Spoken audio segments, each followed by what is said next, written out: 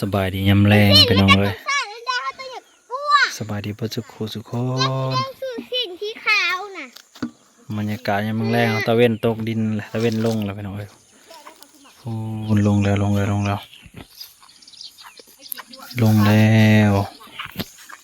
บไม่ตามยังมีมือจะเลยท่านว่าน้อยกับหญ้าก็มาแต่ตามยังก็ไม่หามาแต่ทุ่งนาทำไมดีปลาลุงเลยทำไมดีน่ะหูจักความแท้เหยสบายดีปลาลูกจะหาสุกวัวคอยไปบริสุทธิ์ฮดหมักโม่ไปน้องเอ้ยนั่นละคุ้มไรตายกับยามันคุ้มไรย่างกับฮดต่อไปแท่นี้บ่คอยงามแต่นี่จักกันมีแต่ยังมาดูดมันเปื่อยไปเบิดงามในแต่สดนั่นสดนี่ใครแน่มาทางงามแน่มันก็ลายเบี้ยเกินที่มาพุดไปใส่คุ้มที่มันตายน้ำแรงไปหน่อยโอ้ตะเวนลงแล้ว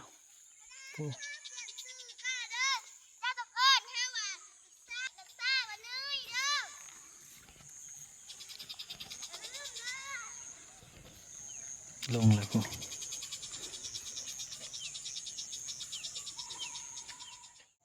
ตัวหน่อยกับหยาเกลือปลาบ้างฮะสบายดีปลาลุงสบายดีปลาลุง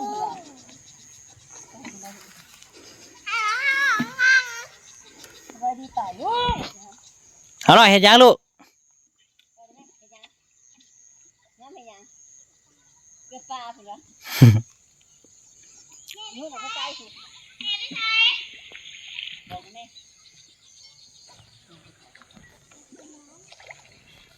พูดว่าแหละบั่นนะแต่มือแต่ละเว้นบริมีอย่างไปแต่บุญแต่งานเมื่อยนำวันฉันบุญแต่ละมือไปบุญตายมือซาแล้วตื่นมาโฮดไทยพอดาวนะคำเลยฮะอาบน้ำคำแล้ว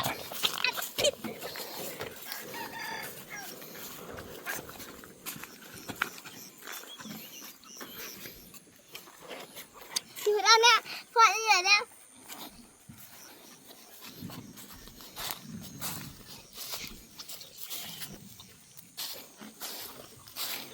คำแล้วพี่น้องเลย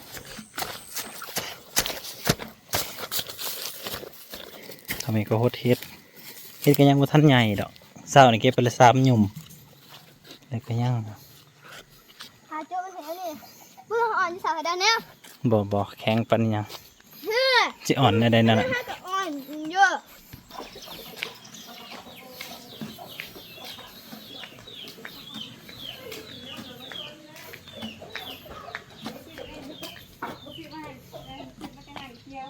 กินยังลูกกินยังโอนตีนบ่แซ่บบ่แซ่บลูกขอกินโอนตีนปะลูก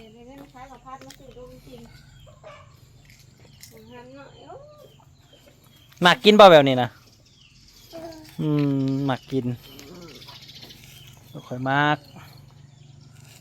โอนตีนตัวโอนตีนกินยังไปหันแล้วพี่น้องยำแรงๆอยู่เที่ยงหน้าพี่น้องเอากระมาแต่ฮดหมักโม่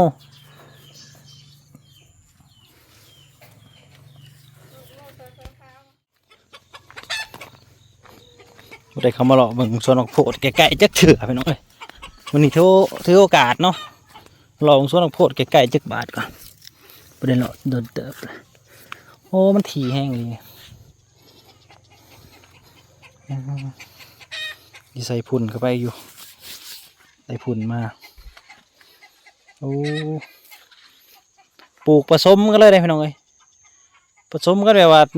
หมากขาวหมากเหลืองใส่กันไปเลย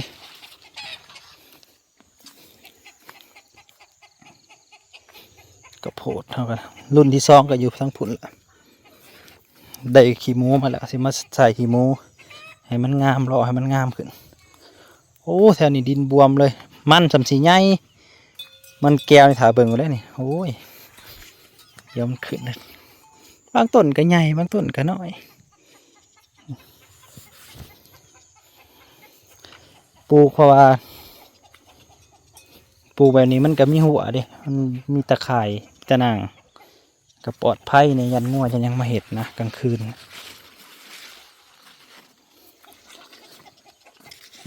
บ่เฮิงก็เริ่มออกดอกแล้วนี่ต้นใหญ่แบบนี้จะได้ก็ออกดอกข้าวโพดนะเว้ยคนข้าวโพดหรอส่วนข้าวโพดแทงนำเขา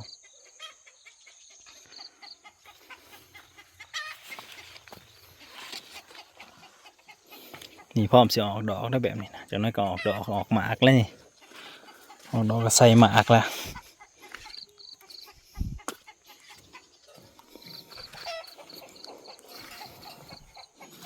งามเป็นหมองไปคือพอได้เก็บอยู่ดอกเอาบ่งามก็ได้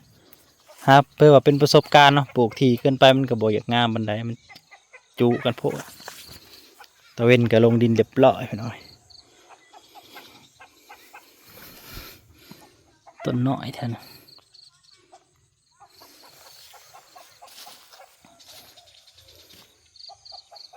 วิถีชีวิตอยู่เที่ยงหน้าคือพ่อหน่อยนี่ก็อยู่เที่ยงหลังนี้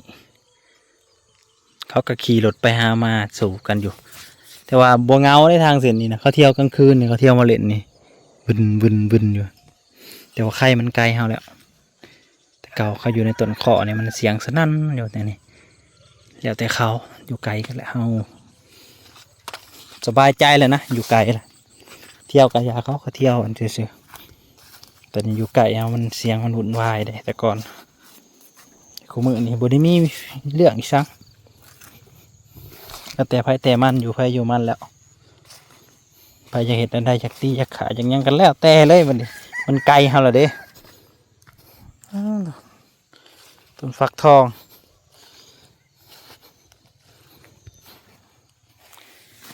มักโมหน่วยเดียวนี่จะเป็นอะไรเนาะเครือเดียวมาปลูกก็เป็นหมากเลย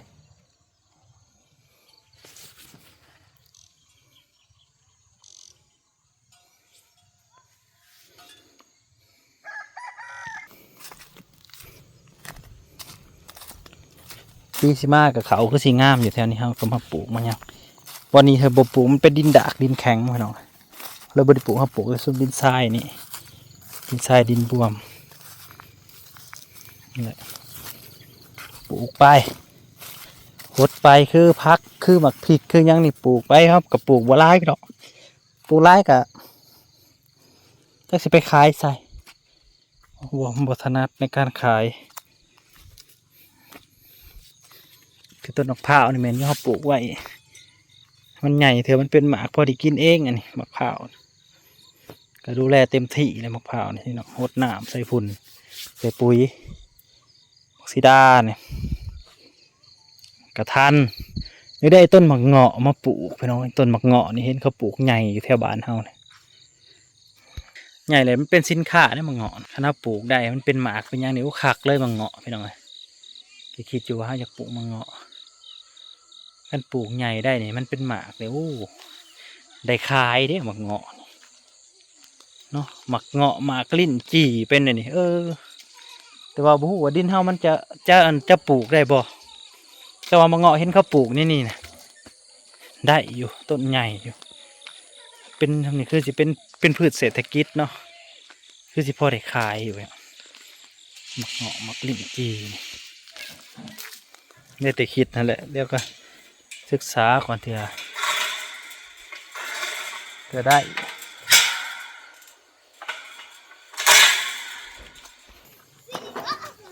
เอาหน่อยเห็นยังลูกโอ้ไปไกลได้รถนะมันสิล่มนะมันสิล่มบ่เฮ็ดมันสิล่มอันนี้ก็เปลี่ยนแล้วเครื่องนะ